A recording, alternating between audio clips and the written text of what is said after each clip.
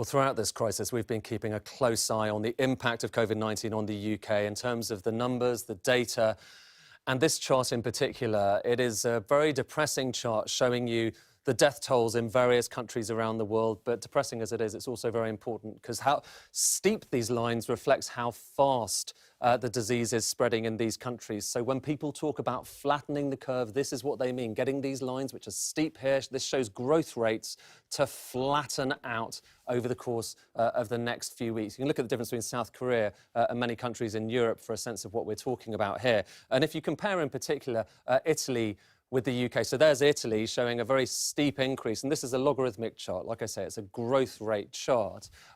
Let's add the UK on there and see how it compares. For most of the last few weeks, the UK has been below Italy, but we just had the announcement that there have been 6,159 total deaths in the UK, a depressing number, the highest daily death toll as well that we've had yet. But as Sir Patrick Vallance was saying earlier on, there is some cause for hope, because look back, about a week ago, that line was steeper. It was doubling every 3 days, the rate, the total death toll. But in the past week, it's got a bit flatter, so now doubling every 4 days. So a flatter line is better news for the UK. Nonetheless, if you extrapolate that on another week or so, you're still talking about the UK overtaking Italy in terms of the severity of the crisis, getting to 10,000 deaths by the weekend. It's a terrible number, but it's worth just bearing in mind. A lot of people thought that might happen even earlier if that line had been steeper. So some evidence that the lockdown is starting to work there. But you have to bear in mind there are all sorts of different ways of measuring these statistics. So even when it comes to death rates, so those numbers come from the government.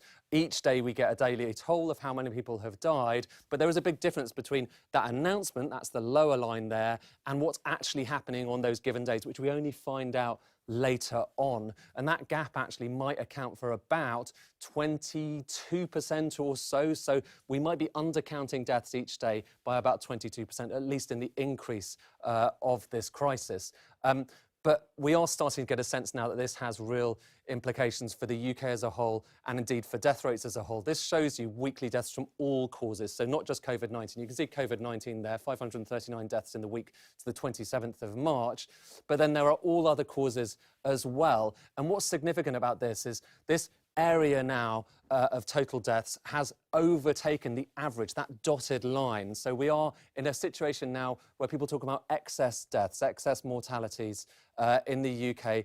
That's a real concern, but there are some signs for hope, as I say, with those overall death rates, and the lines might be flattening now.